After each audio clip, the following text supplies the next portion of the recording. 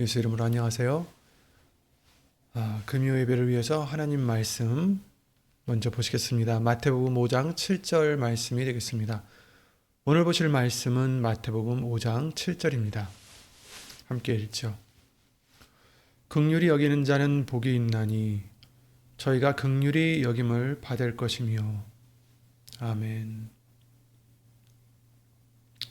말씀과 예배를 위해서 주 예수 그리스도 이름으로 함께 기도를 드리시겠습니다. 예수의 이름으로 오신 전지전능하신 하나님, 모든 것을 예수님께 의탁하옵고 이 시간 예수 이름으로 간구를 드리옵기는 우리가 어떤 형편에 있든지, 우리가 어떤 일을 마주하고 있는지 오직 예수님만이 잘 아시오니 각 심령마다 말씀으로 찾아가 주시어서 예수님의 말씀으로 씻어주시고 위로해 주시고 믿음을 더하여 주셔서 오직 예수님만 바라고 예수님을 의지하여 모든 지각에 뛰어난 평강으로 예수님이 주시는 그 평강으로 위로를 받는 우리 모든 심령이 되게 해주시옵기를 예수 이름으로 기도를 드립니다. 오늘도 오직 예수님의 말씀만이 우리 신비 속에 새겨질 수 있도록 은혜를 주시옵기를 간절히 바라옵고 사람의 말 되지 않도록 예수님 성령님께서 모든 것을 또한 주관해 주실 것을 기도를 드리며 이 모든 기도 주 예수 그리스도 이름으로 기도를 드립니다. 아멘. 네, 계속해서 마태복음 5장에 있는 복에 대한 말씀들을 보고 있습니다. 오늘 말씀은 긍휼히 여기는 자에 대한 말씀입니다. 이 긍휼이라는 단어를 구약이나 신약 성경을 통해서 몇 가지 단어가 있습니다. 헤세드라는 구약의 단어가 있고요. 또 라하밈이라는 단어가 있다고 합니다. 또 신약에서는 헬라어로 엘레오스라는 단어와 오이크티르모스라는 단어가 또 있다고 합니다. 어쨌든 이 모든 것은 인자하다, 또 불쌍히 여긴다, 또 긍휼히 여긴다라는 표현으로 번역이 되어 있는데요. 오늘은 긍휼에 대해서 또 어떤 우리가 긍휼을 받았고 또 우리가 긍휼을 여겨야 되는지 잠깐 다시 한번 주신 말씀을 되돌아보는 시간이 되기를 바랍니다. 하나님께서 로마서 9장 말씀에 이런 말씀을 해주셨습니다. 15절에 모세에게 이르시되 내가 긍휼히 여길 자를 긍휼히 여기고 불쌍히 여길 자를 불쌍히 여기리라 하셨으니 이렇게 말씀해 주시고 있어요. 우리가 한글로 봐도 긍휼히 여길 자, 또 불쌍히 여길 자 어느덧 비슷한 말이죠. 하나 그 원래 헬라어로 아까 말씀드린 대로 여기 긍휼이라는 단어는 엘레오스라는 단어로 쓰였고요. 불쌍히 여긴다라는 것은 오이크티로스모스라는 단어로 쓰였는데 이 두 가지의 단어가 긍휼히 여긴다, 불쌍히 여긴다라는 의미보다 더 어떻게 보면 서로 비슷한, 더 서로 가까운 의미를 갖고 있다고 합니다. 다만 오이크티리모스는 좀 더 깊은 의미를 갖고 있다고 해요. 좀 더 깊은 불쌍함, 좀 더 깊은 긍휼함을 갖고 있다고 하는데 그게 중요한 것이 아니라 어쨌든 이 두 가지의 단어들이 번갈아 가면서 쓰일 수 있다라는 것을 지금 말씀을 드리는 것입니다.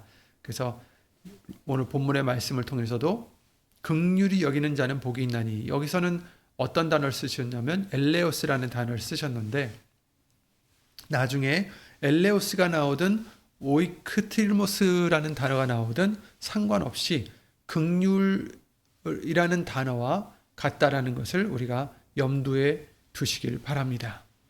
네. 그래서 그 예가 어디에 있냐면 누가복음 3장에 있습니다. 36절에 너희 아버지의 자비하심 같이 너희도 자비하라. 이렇게 말씀하셨는데요.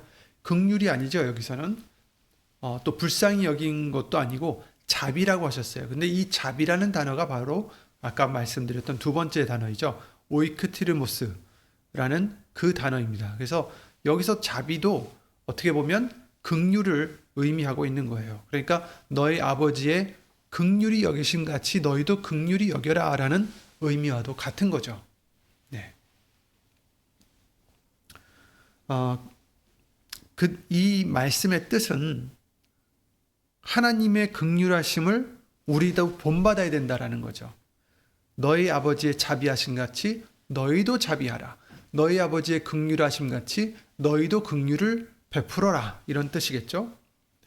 그래서 우리가 긍휼을 베푼다는 것은 하나님 아버지의 긍휼을 반영하는 것입니다. 비추는 거죠.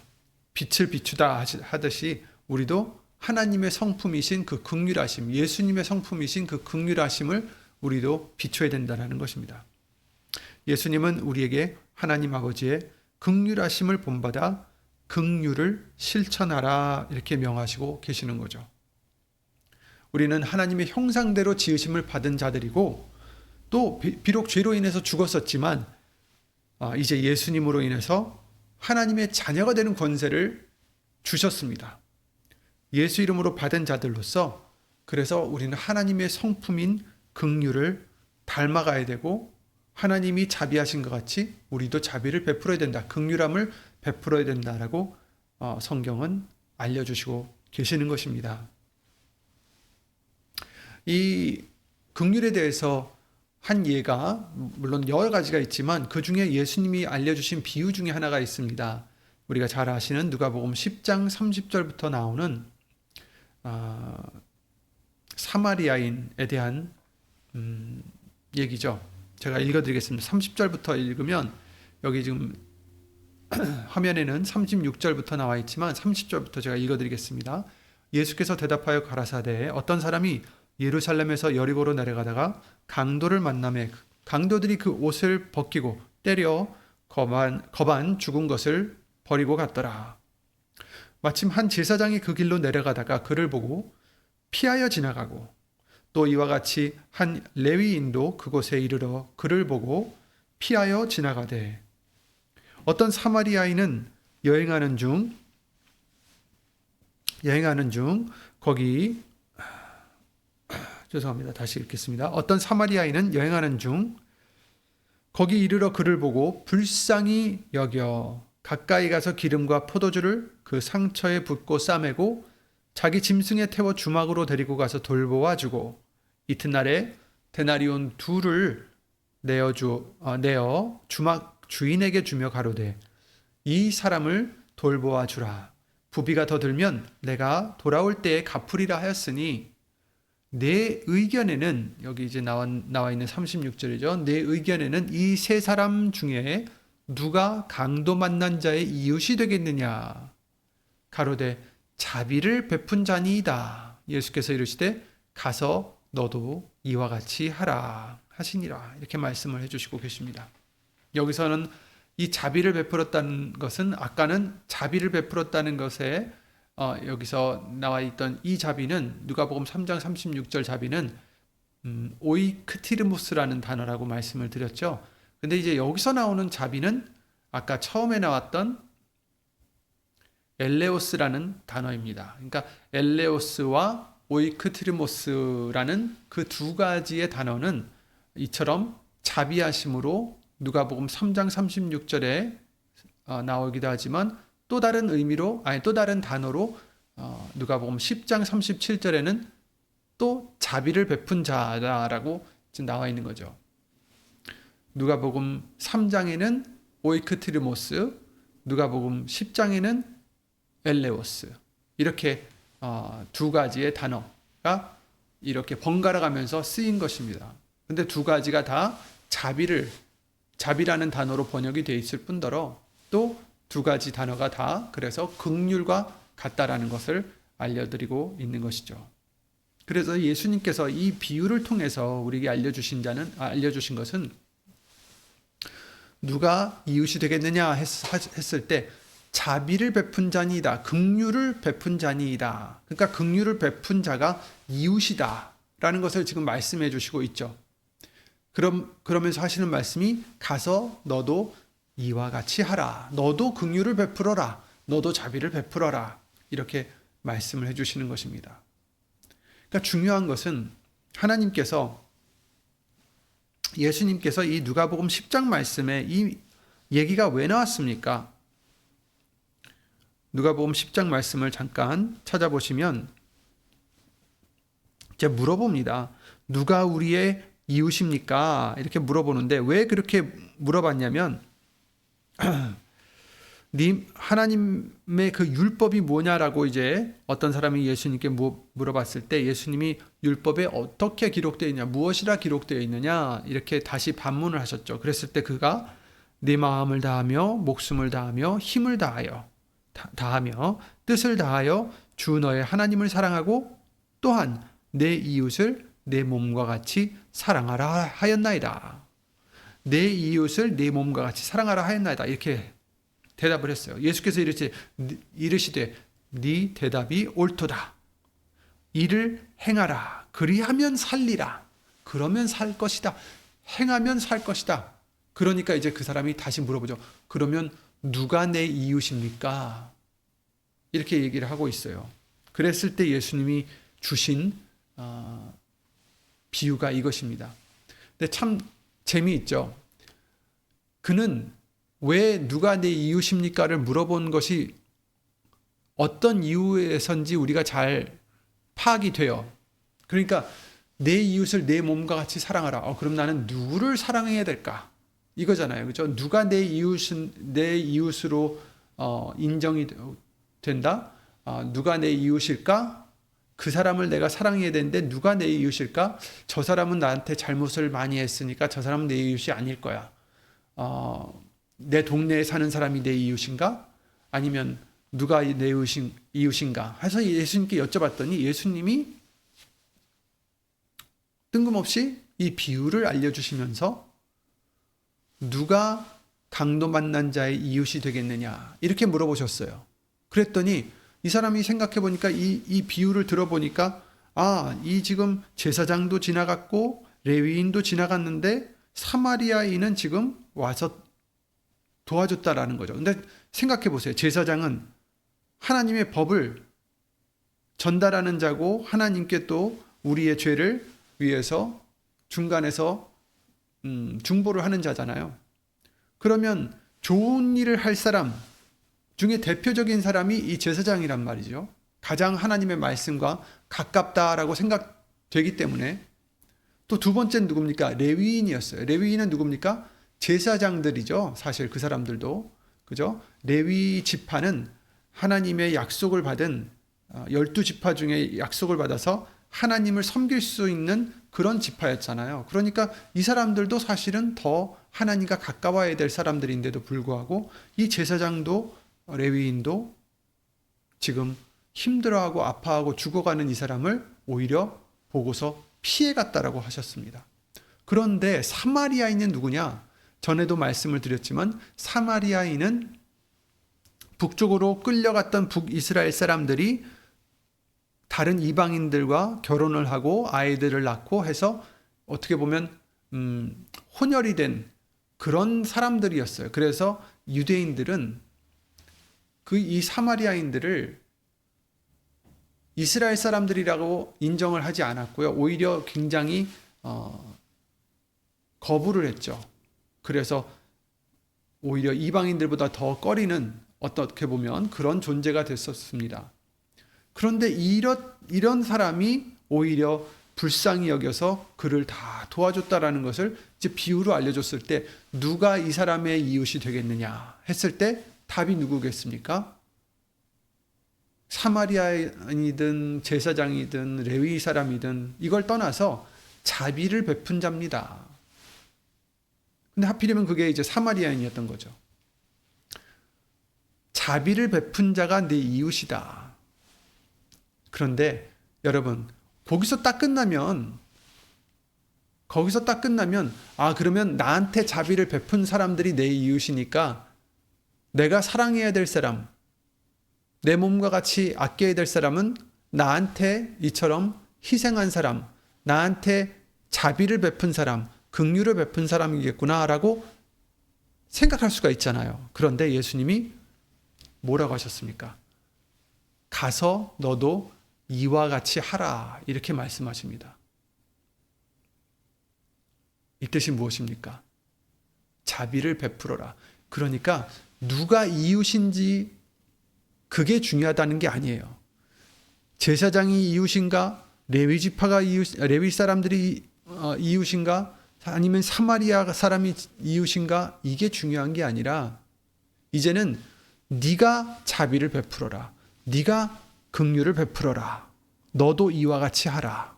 이 말씀 해주신 건 뭐냐면, 우리가 누가 되었든 그렇잖아요. 사마리아인이 왜 유대인을 살리겠어요? 서로 증오하는 사람들인데. 그러니까 그걸 떠나서 우리가 긍휼을 베푸는 사람이 되라라는 겁니다. 그래야 내가 이웃이고 저 사람이 이웃이 된다라는 거죠. 이웃이 특정한 구분된 선이 없다라는 거예요. 그가 유대인이 되었든 사마리아인이 되었든 제사장이 되었든 레위인이 되었든 아니면 강도가 되었든 심지어 상관없어요. 자비를 베푼 자가 이웃이다. 그러니 너도 이와 같이 하라라는 것은 네가 이웃이 되라라는 뜻이고 네가 긍휼을 베풀라라는 뜻이죠. 그러니까 책임은 우리에게 있는 거예요. 자비를 베푸는 자가 되라. 그러므로 이웃을 사랑하라라는 것은 어떤 사람을 선을 긋고서 사랑하라는 게 아니라 누구든지, 그게 누구든지 우리가 사랑하고 사랑해야 되고 또 사랑 긍휼을 베풀면 그 사람이 우리의 이웃이고 그 사람을 우리가 사랑해야 된다는 것을 예수님이 가르쳐 주시는 거죠. 조금 헷갈리게 말씀을 드렸지만 어쨌든 본론은 그겁니다. 우리가 긍휼을 베풀어야 되고 그리고 우리가 사랑해야 된다는 것입니다. 그게 하나님의 율법의 정의라는 거죠. 하나님을 사랑하고 또 네 이웃을 사랑하라. 긍휼히 여겨라. 그래서 에베소서 4장 말씀을 통해서 32절에 서로 인자하게 하며 불쌍히 여기며 서로 용서하기를 하나님이 그리스도 안에서 너희를 용서하심과 같이 하라. 이렇게 말씀해 주십니다.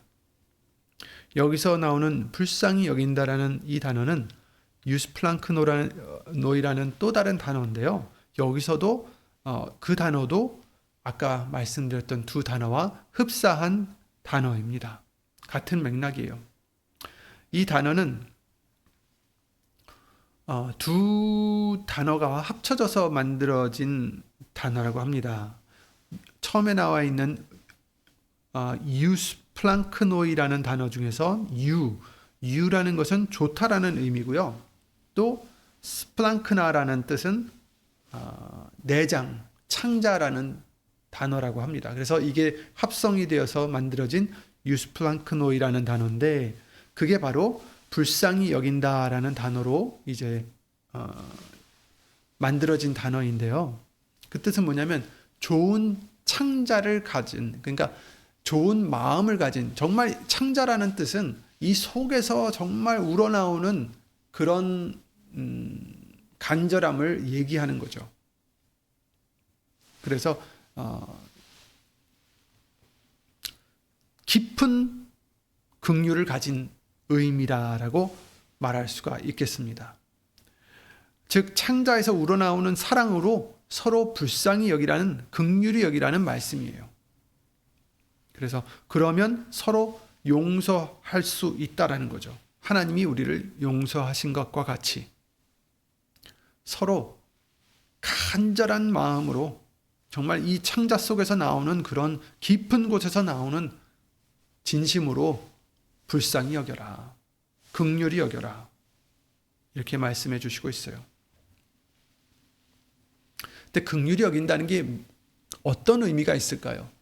우리한테 아무 잘못도 하지 않은 사람을 우리가 긍휼히 여길 일이 없겠죠? 누가 우리한테 잘못을 했을 때 그제야 우리가 긍휼히 여길 수 있는 거예요. 그렇죠? 우리한테 잘하기만 했는데 긍휼히 여겨요? 그럼 말이 좀 안 되잖아요. 그죠? 벌을 받아야 될 사람이 벌을 받지 않는 게 긍휼함을 입는 거예요. 상대방이 잘못했기 때문에 그를 긍휼히 여기라는 거죠. 심판받을 일을 했지만 긍휼을 행하라는 것입니다. 그러니까 이 뜻은 무엇입니까? 우리한테 잘못한 사람들, 저 사람은 나한테 너무너무 큰 잘못을 했어. 어떻게 내가 저 사람을 용서할 수 있겠어? 긍휼이라니. 어떻게 불쌍히 여기나? 나한테 잘못해서 내가 손해를 봤는데, 불쌍히 여기려면 나를 불쌍히 여겨야지. 내가 손해를 봤는데. 근데 아니라는 거죠.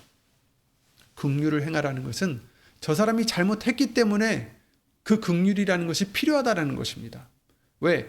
내가 잘못했기 때문에, 내 죄 때문에 내가 죽게 생겼는데 그것을 하나님이 긍휼히 여겨 주셔서 예수님을 인하여 나를 용서해 주셨다라는 것이 바로 복음의 핵심 아닙니까? 그러니까 하나님도 우리를 긍휼히 여기심 같이 우리를 왜 긍휼히 여기셨어요? 왜 불쌍히 여기셨습니까?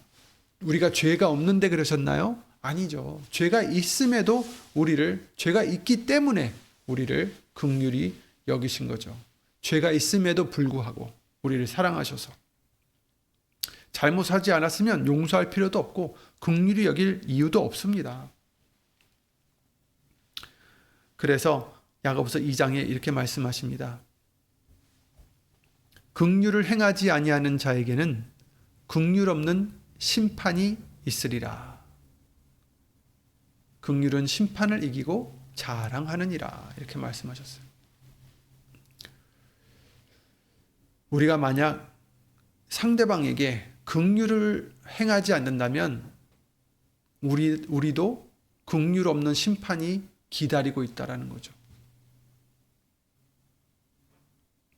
그러나 우리가 긍휼을 베풀었을 때 심판까지 이기고 자랑한다라는 것입니다.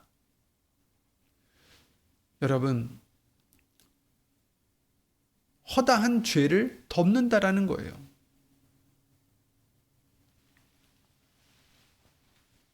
잘못하지 않았으면 긍휼을 베풀 일이 뭐가 있겠습니까? 예수님이 그러셨죠. 마태복음 5장에 그러셨습니다. 너희가 너희를 사랑하는 자를 사랑하면 무슨 상이 있으리요? 세리도 이같이 아니하느냐. 이렇게 말씀하셨잖아요. 그 뜻은 사랑하는 자를 사랑하면 죄가 없는 자를 용서하는 것, 그게 무슨 의미가 있겠어요? 나한테 잘해주는 사람만 사랑하면 그게 무슨 의미가 있겠어요? 나한테 잘해주는 사람한테 긍휼을 베풀어요? 의미가 없습니다. 너희는 원수를 사랑하며 너희를 핍박하는 자를 위하여 기도하라 라고 마태복음 5장 44절에 말씀을 해주시고 계십니다. 하나님은 우리가 원수 되었을 때에 우리를 사랑하셨고 긍휼히 여기셔서 예수님의 죽음으로 말미암아 우리를 하나님으로 더불어 화목하게 하셨습니다. 로마서 5장 10절 말씀이죠. 그리고 하나님이 그리스도 안에서 너희를 용서하신과 같이 하라라고 에베소서 4장 32절에도 말씀해 주시고 계십니다. 디도스 3장 말씀에는 4절 5절에 이렇게 말씀하십니다. 우리 구주 하나님의 자비와 사람 사랑하심을 나타나실 때에 우리를 구원하시되 우리의 행한 바 의로운 행위로 말미암지 아니하고 오직 그의 긍휼하심을 쫓아 중생의 씻음과 성령의 새롭게 하심으로 하셨나니. 우리를 구원하셨는데 뭘로 하셨다고요? 긍휼하심을 쫓아서 중생의 씻음과 성령의 새롭게 하심으로 우리를 구원하셨다. 우리의 의로운 행위를 하신 게 아니다. 우리에게 긍휼을 베푸셨다 라는 것을 다시 말씀을 해주시고 있는 것입니다. 그래서 이제 우리를 긍휼히 여겨 주셔서 예수님으로 말미암아 구원해 주셨지만 우리가 서로 긍휼을 베풀지 않는다면 더 이상 긍휼히 여김을 받지 못함을 오늘 본문에서 말씀을 해주시고 계신 거죠. 마태복음 18장 말씀에 그 비유를 또 해주셨죠. 어떤 임금이 회계를 하다가 1만 달란트 빚진 자를 데려왔어요. 근데 그가 갚을 것이 없어서 그 왕이, 그 주인이 명하여서 몸과 처와 자식들과 소유를 다 팔고 갚게 하라, 이렇게 얘기를 하니 종이 엎드려 가로되 내게 참으소서 다 갚으리다. 근데 이 1만 달란트라는 돈은 수백 년이 걸려도 못 갚는 그런 큰 돈이라고 합니다. 그런데 그걸 다 이제 탕감을 해주잖아요. 그랬는데 그 동관이 100데나리온, 한 데나리온이 이제 하루치 일당이니까 100일을 일하면 갚을 수 있는 그런 돈을 못 갚고 똑같이 자기가 했던 것처럼 긍휼히 여겨달라고 하는데, 그런데 그가 긍휼히 여기지 않았죠. 그랬을 때 32절에 이에 주인이 저를 불러다가 말하되 악한 종아, 네가 빌기에 내가 네 빚을 전부 탕감하여 주었거늘 내가 너를 불쌍히 여김과 같이 너도 네 동관을 불쌍히 여김이 마땅치 아니하냐 하고 주인이 노하여 그 빚을 갚도록 저를 옥졸들에게 붙이니라. 너희가 각각 중심으로 형제를 용서하지 아니하면 내 천부께서도 너에게 이와 같이 하시리라. 이렇게 예수님이 말씀해 주시고 계십니다. 여기서 나오는 이 불쌍히 여겼다라는 것, 바로 이게 긍휼을 의미하고 있는 단어입니다. 남이 나에게 한 그 어떤 것보다, 어떤 잘못보다 우리가 우리의 창조주시여 우리의 구원이신 우리의 아버지이신 하나님께, 예수님께 지은 죄가 더 크다는 것을 이 비유로 알 수 있어요. 우리가 하나님께 진 죄는 1만 달란트의 죄예요. 반면에 남이 우리에게 아무리 잘못했다 해도 그들이 우리에게 빚진 것은, 그 빚진 죄는 100데나리온이라는 말입니다. 비교도 할 수 없는 돈입니다. 100일이면 갚을 수 있는 돈, 수백 년이 돼도 못 갚는 돈, 한없이 큰 우리의 죄와 하나님께 지은 죄와 남이 나한테 지은 죄는 그처럼 비교도 할 수 없이 차이가 난다는 것인데, 우리가 그 남의 죄를 용서하지 않으면, 불쌍히 여기지 않으면, 긍휼을 베풀지 않으면 하나님도 우리의 그 큰 죄에 대하여 불쌍히 여기지, 긍휼을 베풀지 않으신다라는 말씀을 해주시고 있는 거죠. 그러므로 이것을 깨닫고 있지 않는다면 우리에게 잘못한 그 어느 누구도 우리는 미워하고 원망할 것이 아니라 예수님이 우리를 긍휼히 여겨주심을 기억하여서, 생각하여서, 묵상하여서 더욱더 큰 죄를 지은 우리를 사랑으로서 긍휼을 베풀어 주셔서 용서해 주심을, 예수님을 경외하여 서로를 긍휼히 여기고 예수 이름으로 용서해 주는 우리들의 믿음이 꼭 되어야 되겠습니다. 오늘의 핵심의 말씀은 그것입니다. 긍휼히 여기는 자는 복이 있다. 왜? 저희가 긍휼히 여김을 받을 것이다. 그 반대의 말은 긍휼히 여기지 않으면 긍휼히 여김을 못 받는다 라는 말씀입니다. 어떤 사람이 우리에게 잘못을 했다 해도, 그래서 정말 나에게 큰 피해가 오고 슬픔이 오고 고난이 왔다 할지라도 예수님이 우리를 용서해 주신 것, 긍휼을 베풀어 주신 것을 우리가 기억한다면 우린 그 어떤 것도 예수의 이름을 힘입어 긍휼을 베풀 수 있는, 용서할 수 있는, 그리고 사랑할 수 있는 그런 우리들의 믿음이 되어야 되겠습니다. 이제 우리는 예수님의 긍휼하심을 기다리는 자들입니다. 이다서 1장 21절에 하나님의 사랑 안에서 자기를 지키며 영생에 이르도록 우리 주 예수 그리스도의 긍휼을 기다리라. 아멘. 이제 우리는 마지막으로 예수님의 긍휼을 기다리고 있습니다. 예수님이 이미 우리에게 긍휼을 베푸셨고 또 마지막으로도 우리를 긍휼로서 우리를 본향으로 인도해 주실 줄 믿습니다. 여러분, 예수의 이름으로 이 말씀을 명심해서